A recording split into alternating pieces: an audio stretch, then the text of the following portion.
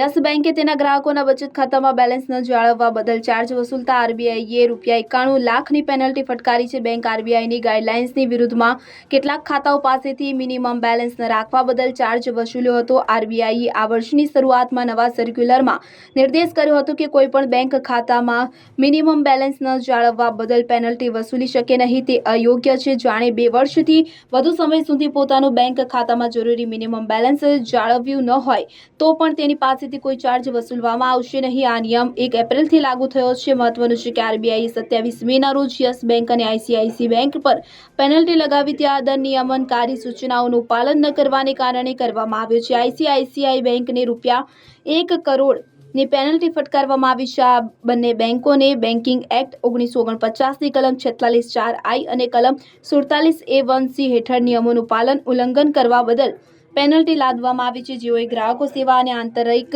કાર્યાલય ખાતાના અધિકૃત સંચાલનના નિયમોની અવગણના કરી છે। Bureau report CN24 news.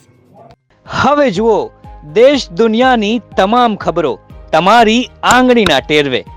ઉઠાવો મોબાઈલ અને ગૂગલ પ્લે સ્ટોર પરથી ડાઉનલોડ કરો અમારી CN24 ન્યૂઝ મોબાઈલ એપ।